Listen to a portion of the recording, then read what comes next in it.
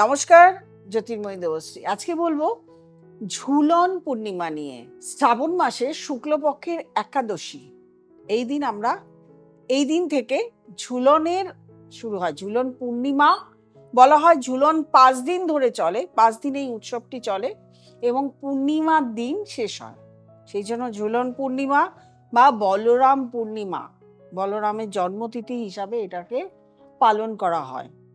ঝুলন শুরু হয় কি কারণে? একে তো বর্ষাকাল, শ্রাবণ মাস বর্ষাকাল, এবং এই কালে আমরা প্রকৃতিকে নতুন রূপে দেখতে পাই। নতুন সবুজ হয়, সবুজে ভরে ওঠে চারিদিক, এবং আমরা বিভিন্ন ফুলের সমারোহ, ফলের সমারোহ, বিভিন্ন ধরনের একদম আনন্দ ঘন মুহূর্ত। এই মুহূর্তটাকে রাধা কৃষ্ণ সেই দাপর যুগে এই সময় তাদের বৃন্দাবনে তারা লীলা করেছিলেন। সেই যে লীলা, সেই লীলাটা ঝুলন পূর্ণিমার দিন সেই লীলা হিসাবে কিন্তু আমরা দেখতে করি। সেইটা কিন্তু একদম সেই দাপর যুগ থেকে টিল নাও এখন অব্দি কলিযুগ অব্দি এই উৎসবটি চলে আসছে।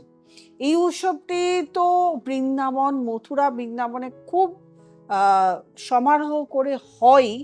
এছাড়াও কিন্তু আমরা দেখি পশ্চিমবঙ্গের বিভিন্ন অঞ্চলে, পুরী ধামে হয়, তার সঙ্গে হয় মায়াপুর এবং নবদ্বীপ, বিভিন্ন স্থলে যেখানে যেখানে, এবং আপনার পাড়াতেও যেখানে শ্রীকৃষ্ণের মন্দির আছে সেখানেও দেখবেন এই ঝুলন উৎসবটি খুব বড় করে একদম মানে সমারোহ ভাবে করা হয়। ঝুলন কথাটির অর্থ হলো ঝোলা, দোলনা। এই দোলনাতে রাধাকৃষ্ণকে দোলানো হয়। তো এই রাধাকৃষ্ণকে দোলানোর আগের মুহূর্ত কি থাকে? তিনি থাকেন হচ্ছে তার প্রতিষ্ঠিত যে মূর্তি, সেটা একটা জায়গায় তো থাকে, প্রতিষ্ঠা করা থাকে, সেখান থেকে নামানো হয়। নামিয়ে তাকে পূজা অর্চনা করে, তাকে স্নান করিয়ে, সমস্ত কিছু করিয়ে রাধা এবং কৃষ্ণকে ঝুলয় বা দোলনাতে বসানো হয়। দোলনাতে বসানোর পরে তাকে তার যে খাবার, লুচি, সুজি, হালুয়া, বিভিন্ন ধরনের মিষ্টি এবং বিভিন্ন ধরনের ফুল দিয়ে তাকে সাজানো হয়, এবং যে দোলনাটি থাকে সেই দোলনাটিও খুব সুন্দর করে পাতা এবং ফুল দিয়ে খুব সুন্দর করে সাজানো হয়। তাদেরকে গেরুয়া রঙের ড্রেস, এক একদিন এক এক ধরনের ড্রেস পরানো হয়। কোনোদিন গেরুয়া থাকে, কোনোদিন হলুদ থাকে, কোনোদিন লাল থাকে, অরেঞ্জ থাকে। এই ধরনের ড্রেস তাদেরকে পরানো হয় এবং তাদেরকে দোলনায় ঝোলানো হয়, এবং দোলনায় ঝোলানোর সঙ্গে সঙ্গে সংকীর্তন করা হয়। অনেক ক্ষেত্রে দেখা গেছে যে শ্রীকৃষ্ণের যে শিষ্য বা শিষ্যরা আছে, তারা দোলনার যেমন ঝোলাচ্ছিল, তেমনভাবে এই দোলনার চারিদিকে তারা সংকীর্তন করে এবং শ্রীকৃষ্ণের রাধাকে আহ্বান করে, বিভিন্ন ধরনের কীর্তন করে। ঝুলন পূর্ণিমা বিভিন্ন ধরনের কীর্তন আছে, সেই সমস্ত কীর্তন কীর্তন করা হয়, গাওয়া হয়, এবং এটা কন্টিনিউ 5 দিন, একাদশী, দ্বাদশী, ত্রয়োদশী, চতুর্দশী এবং পূর্ণিমা অবধি চলে, এবং পূর্ণিমার দিন শেষ হয়। এবং সেদিন বিশেষভাবে ভোগারতি, পূজা অর্চনার মাধ্যমে কিন্তু আমরা এই প্রসেসটাকে শেষ হতে দেখি। যাদের বাড়িতে ঝুলন পূর্ণিমা হয় বা যাদের মন্দিরে হয়, যারা কৃষ্ণ ভক্ত, তারা আমার থেকে আরো বেশি জানেন যে এই যে ঝুলন পূর্ণিমা, যে রাধা কৃষ্ণের মিলন, এবং এই যে পূর্ণিমা, এতে কিন্তু একটা বিশেষ ক্রিয়া করা হয়। এই যে রাধা কৃষ্ণের যে একটা প্রেম লীলা, এই প্রেম লীলা কিন্তু অমর, চিরদিন।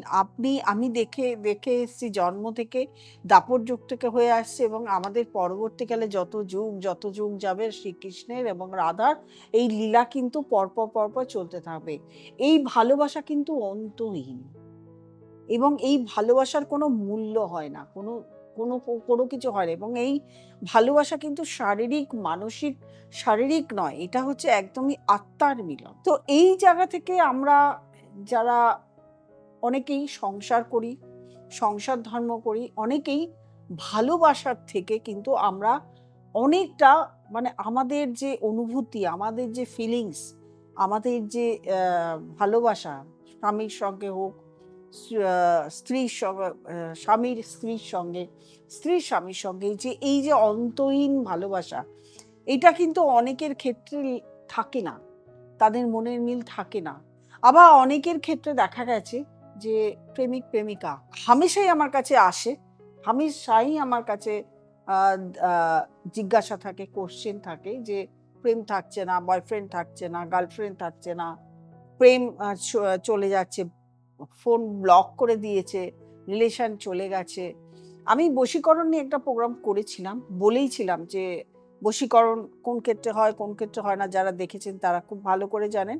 আমি কিন্তু বশীকরণের কথা বলছি না, আমি বলছি রিলেশনের কথা, সম্পর্কের কথা।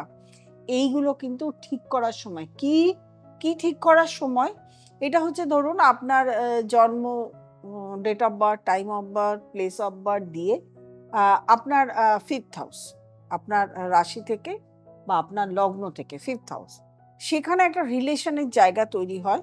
সম্পর্ক মানে আপনি যে রিলেশন করছেন, আপনার দেখুন একটা সম্পর্ক, একটা হাজবেন্ড ওয়াইফের সম্পর্ক টিকে থাকে কিন্তু তার ভালোবাসার উপর। দুজন দুজনের যে ভালোবাসা, স্ট্রেংথ, ভালোবাসার যে শক্তি, সেটা যদি না থাকে তাহলে কিন্তু সেই সম্পর্ক দীর্ঘদিন থাকে না, সম্পর্ক চলে যায়, সেটা হাজবেন্ডের ক্ষেত্রে হোক বা স্ত্রীর ক্ষেত্রে হোক। এই যে 5th হাউস, এটা দেয় ভালোবাসার সম্পর্কের স্ট্রেংথ। সেখানে কোন গ্রহ বসে আছে, সেটা কোন নক্ষত্রে বসে আছে, কি দশা চলছে, কি ট্রানজিট আছে, সম্পর্কটা পুরোটাই তার উপর ডিপেন্ড করে। যদি আপনার ওখানে গ্রহ খারাপ থাকে, নক্ষত্র খারাপ থাকে, যে গ্রহ বসে আছে তার নক্ষত্র খারাপ থাকে, তাহলে সেক্ষেত্রে আপনার সম্পর্ক ঠিকঠাক মতন টিকবে না। যখন এই রিলেশনগুলো টিকবে না, তার মানে দেখা যাচ্ছে আপনার 5th হাউস খারাপ। এবং যখনই রিলেশন টিকবে না, তখনই আপনার ম্যারিটাল লাইফ, 7th হাউস, যার সঙ্গে আপনার বিয়ে হচ্ছে, সেই সম্পর্ক ভালো, তার সঙ্গে আপনি দীর্ঘদিন সম্পর্ক টিকিয়ে রাখতে পারবেন না।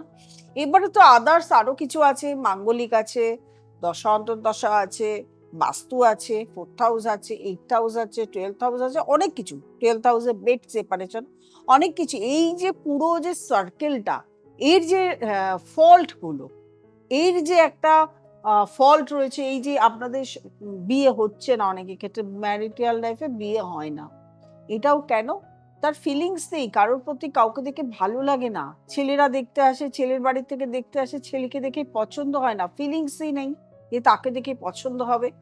এই জায়গাগুলোকে কিন্তু রিপেয়ার করার দিন, ঠিক করার দিন কোন দিন? এই শ্রাবণী পূর্ণিমা, ঝুলন পূর্ণিমা থেকে শ্রাবণী পূর্ণিমা একটা কাজ হয়, যাতে সম্পর্ক, আত্মার সম্পর্ক এবং আপনাদের মধ্যে গভীর সম্পর্ক, স্ট্রেংথটা যাতে ঠিক থাকে।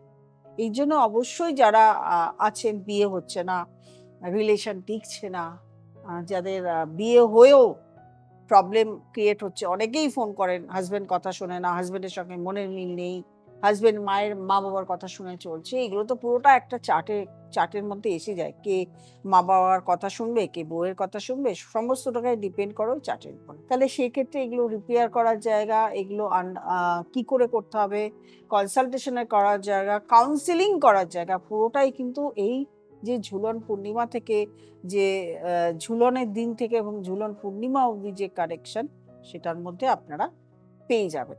তার জন্য অবশ্যই আগে থেকে যোগাযোগ করতে হবে, যেই জন্য প্রোগ্রামগুলো আগের থেকে আপনাদেরকে দিই, কারণ ডে টু ডে যোগাযোগ করলে এগুলো কাজ কখনোই হয় না, করা যায় না। সেই জন্য অবশ্যই আগের থেকে যোগাযোগ করে নেবেন। নিচে স্ক্রলে যে নাম্বারটি রয়েছে, সেই নাম্বারটিতে ফোন করে যোগাযোগ করে নেবেন এই যে সমস্যাগুলো কিভাবে সমাধান করা যায়।